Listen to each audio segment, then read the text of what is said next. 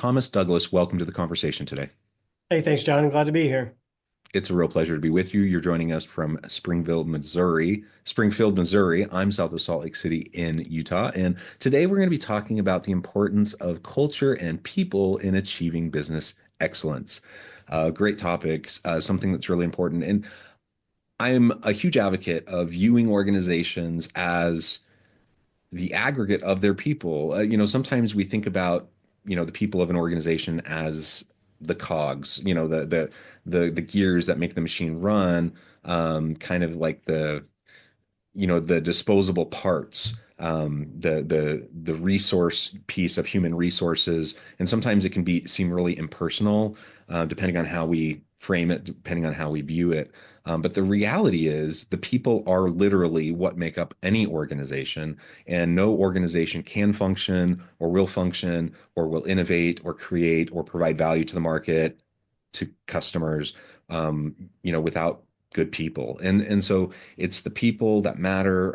If you want to have a successful business, a successful organization, you have to have a strong culture. And in order to be sustainable in the modern world of work, you just have to attract and retain good people. And I think sometimes in the daily grind of just trying to, you know, beat out the competition and make payroll and do all those sorts of things, sometimes we lose sight of that. Yeah. And so I'm excited to have this conversation with you. As we get started, I wanted to share Thomas's bio with everybody. Thomas Douglas's remarkable trajectory at JMARK began in 1997, shortly after his notable tenure in the Navy.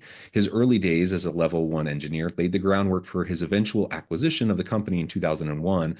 And in a bold move, Tom downsized to a core team of six, a pivotal step that catalyzed JMark's growth into a leading MSP with over 120 employees. Under his leadership, JMark has been a consistent name on Inc. magazine's list of the top 5,000 fastest growing private companies, and has been lauded as the best place to work. Recognized as a visionary in the tech space, Tom is revered for his insightful approach to business culture, technological efficiencies, and cybersecurity. His expertise has earned him a spot as a trusted advisor to global clientele and as a prominent speaker on leadership and technology trends. I could go on. There's a whole lot of really Yeah. great things about your background, but I'm going to pause there. Anything you would like to highlight by way of your background or personal context before we dive on in? Well, I think some of the best lessons that we learn in life are by watching people who, as it turns out, we don't admire. Excuse me. When I was in the Navy, I was fortunate. I didn't see it as much when I was in the Navy, but later in life, I realized that it was a very fortunate situation where I was exposed to an individual who was a really bad leader, and Mm, I decided that I was never going to bring that into any of my leadership repertoire, and it has served me really well to have kind of like an image of what bad is so that I could do all the things I could to be on the opposite side. So I think, experience in life guides us through a path that we can use as a multiplier should we choose, and even those bad experiences pay forward. And I've been fortunate to be able to learn from some incredible people and take those positive lessons, those negative lessons, and pay it forward to create a culture that we're really proud of. yeah, well, that's interesting, and I'm glad you were able to recognize that it was bad. That's part of the challenge with leadership is people get thrust into leadership roles most of the time with no real leadership training. We're just doing whatever we do it well, so we get promoted. Now we're a leader, and we usually don't really know what we're doing, and so we just mimic what we saw other people around us do. Right. And a lot of times we don't really know what's good or what's bad. We know maybe what we liked or what seemed to work, where we were at. And so we tend to replicate it. And a lot of times we perpetuate, uh, you know, not necessarily, because it's a good thing or a bad thing. We just replicate, right? What we've Right. seen. And so that's part of the big challenge with leadership, and the fact that you were able to recognize that, yes, this actually is a really bad example. These are lessons that I'm learning that I don't want to ever replicate. I want to actually do the opposite. Those are really good things, Yeah. that I think hopefully we can recognize, but also, hopefully we can have good examples, we can have bad examples. Hopefully we're self-aware enough to understand those good and bad. And it just also speaks to the necessity of having more formalized trainings and the ability to figure out what works and what doesn't work, right? Yeah, 100%. I think 360-degree reviews are a really powerful tool to help with that inside of an organization. You know, as a business that's growing, we oftentimes find ourselves in a situation where we have a tendency to promote people to the level of incompetence, or we put them in place Yeah. where they're just not quite prepared, to your point. I was actually doing some research for a presentation last week, and the data shows that less than 60% of people that are put in a management role really receive the training necessary to be successful.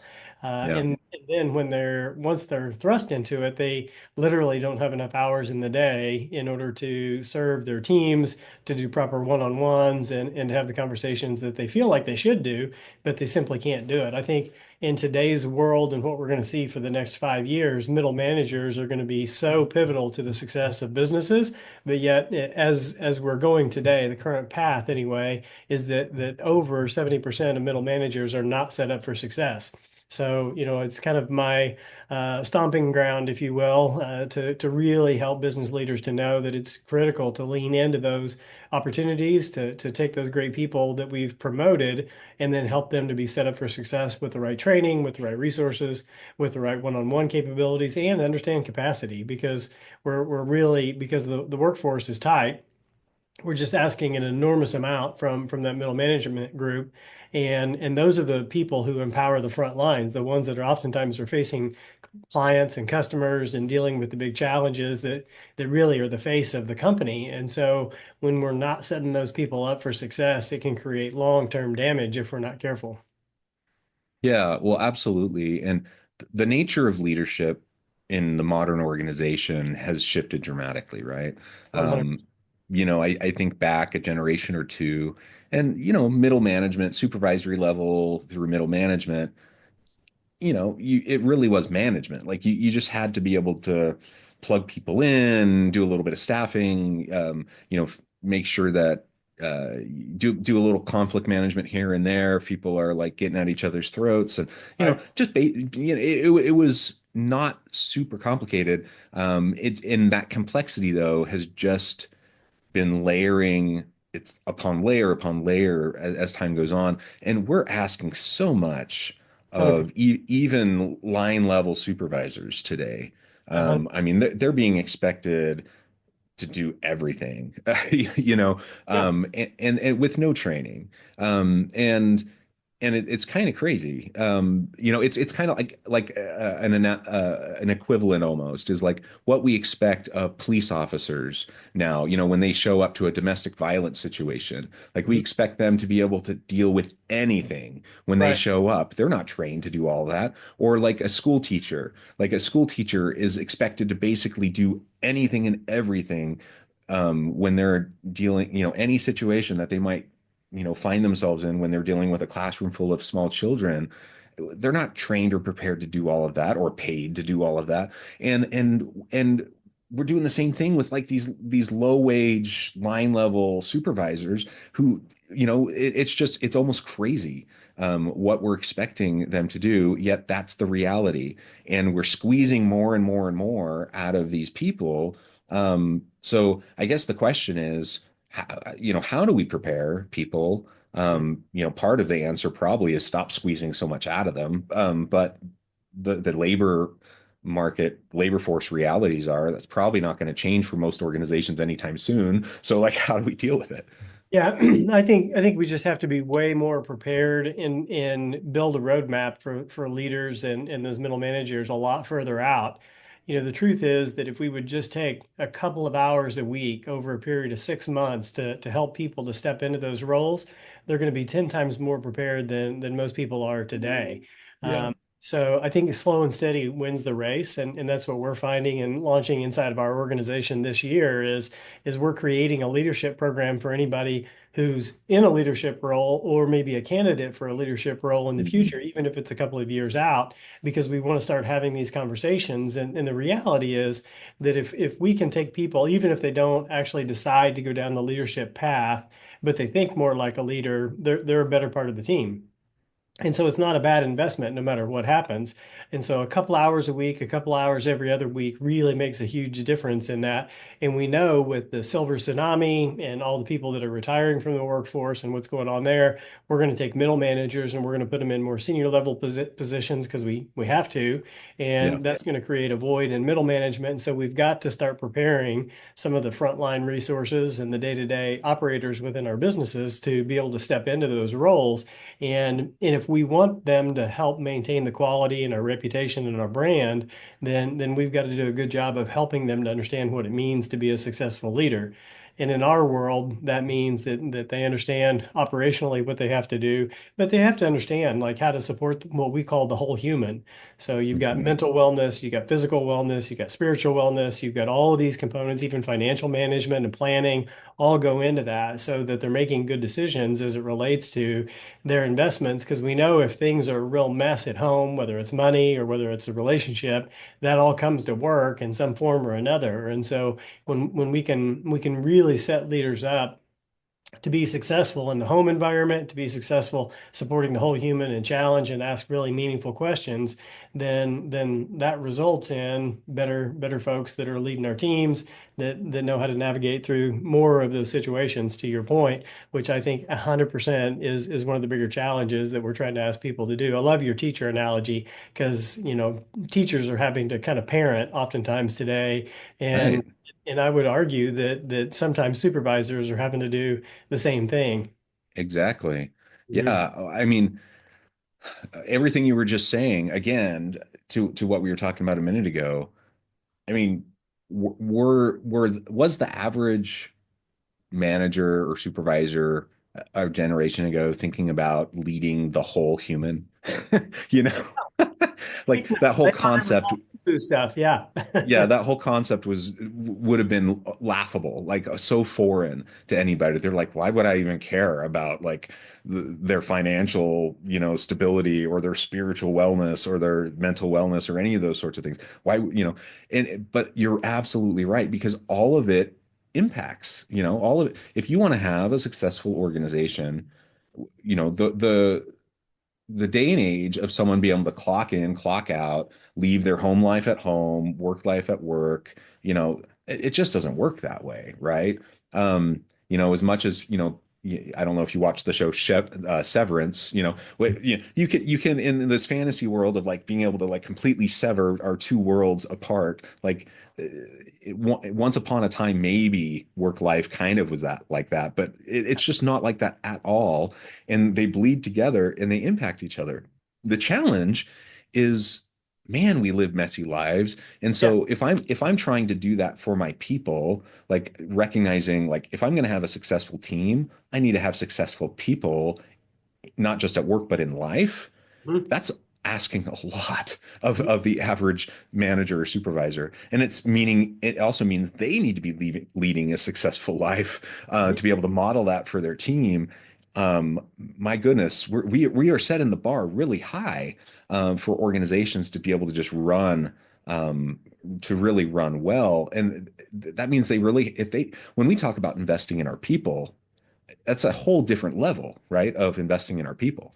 Yeah, I mean, I think you're 100% right. The way we start our leadership program is how do you lead yourself? Because I think to your point that if your life is a mess, then you're going to be bringing that baggage to the table and your team's going to be dealing with that. And not to say that everybody has to have a perfect life that's going to be a supervisor by no means, but at the same time, we need to have the tools and the capabilities and the processes in place in order to deal with the challenges of life so that we don't come to work and show up different every single day. I mean, what people want from a good leader is consistent, authentic leadership where they know that they care about them, that they're invested in their future, that, the way I like to think about it is people are placing a bet on their lives by investing into this company.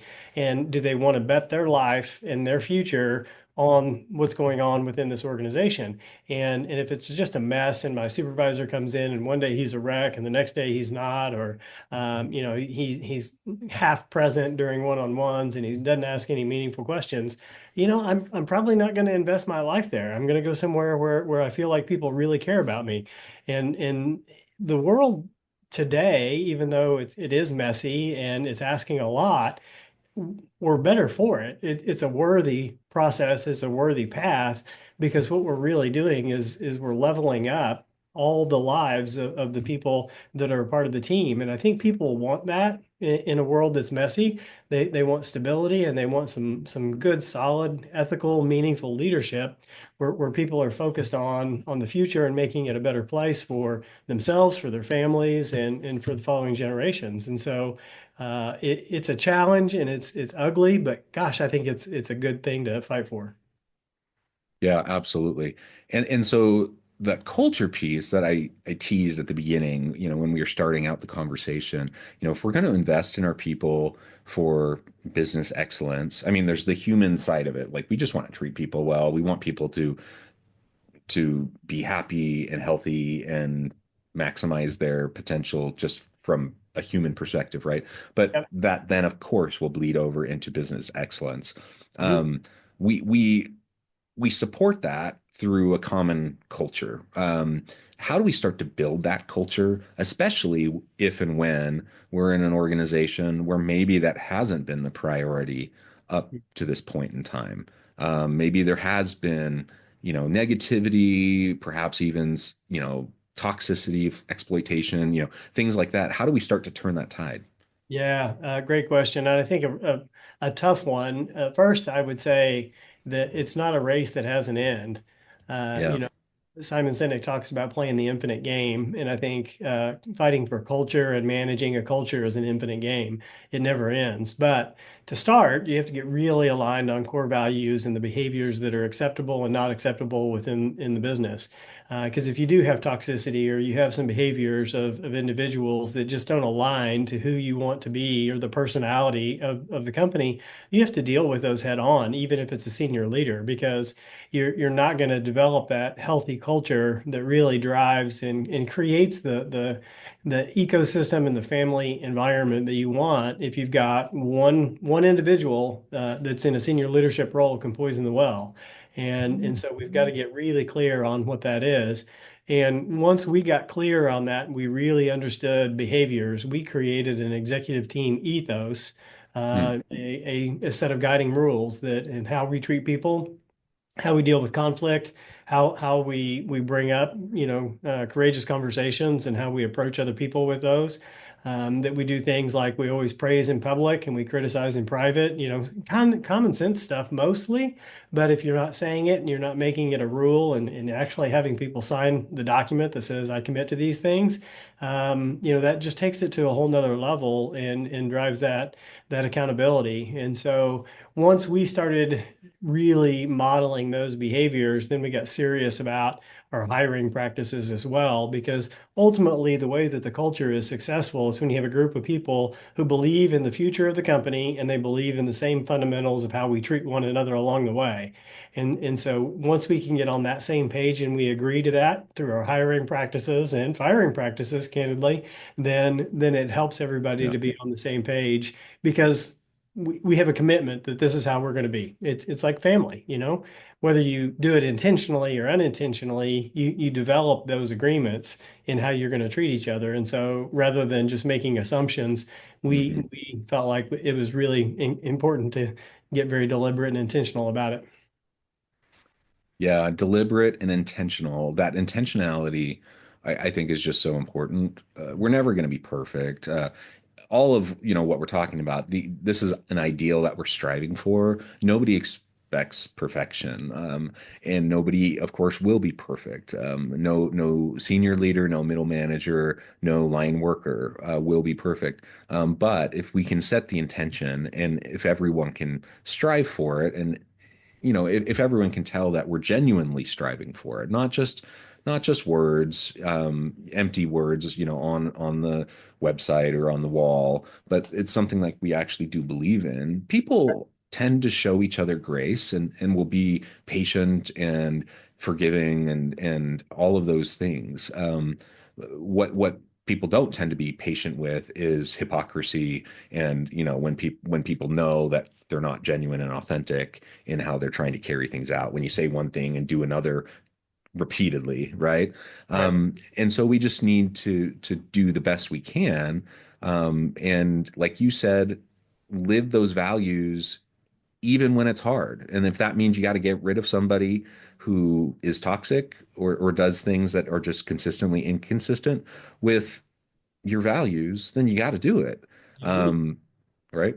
Yeah, yeah, it's really tough. And I think, those tough decisions and conversations are where people build the trust in the culture that you want Right. to believe in. So if you're unwilling to take the hard actions or have the critical or courageous conversations in the business, then they're not going to buy in. But if you deal with those things head on, then it's an opportunity for the company to see that the senior leadership models the behaviors in which they're asking everyone else to embody. And so I think one of my mentors said once that, boy, I wish I would have taken a lot longer to fire that person who had all the bad behavior. Said no one ever. Uh, Most of the time when we make those hard decisions as a senior leadership team, the rest of the organization is like, man, what took you so long? Um, Seriously. and so we just have to get really, back to the point, we have to get deliberate and we have to get intentional and then model those behaviors for our teams. And then when we do that, it's the opportunity to show a great example of trust and modeling the right behaviors. Yeah, yeah, absolutely. Well, this has just been a really great conversation. I think we could go on and on, but I do note the time. I need to let you go here in a minute. Before we wrap things up, I wanted to give you a chance to share with the audience how they can connect with you, find out more about your work, your team, and then give us the final word for today. Yeah, thanks. Well, the best way to get in touch with me is Tom at jmark.com. And it's just TOM at JMARK.com. I've also written a book. It's called Adapt or Die. So you can go to the Adapt or Die website, adaptordie.com, and connect with us there. I have a newsletter that we send out every Sunday that's called Success Starts Sunday, that just kind of talks about some of the thoughts. We deal with financial things, we deal with culture, we deal with behavior, we deal with all kinds of fun things. So Success Starts Sunday, just right at the bottom of the Adapt or Die website, is a great way to stay plugged in and to learn some free nuggets along the way. So in terms of final thoughts, I would just say, play the infinite game. It is a worthy fight, and we have to make the hard decisions as leaders. That's what we're paid for. And when we shy away from the tough decisions, then all we're doing is we're forcing someone else to deal with our bad choices, and they're going to have to either deal with it through, their culture, through their own well-being, or whatever it's supposed to be. So as leaders, we have to take the bullet on the front side to protect our team so that they can do the jobs that we ask them to do and to live the culture and the values that we want them to adhere to as well. Yeah, absolutely. Well said. Thomas, this has just been a real pleasure. I encourage the audience to reach out, to get connected, find out more about what Thomas can do for you. Check out the book. And as always, I hope everyone can stay healthy and safe. They can find meaning and purpose at work each and every day. And I hope you all have a great week.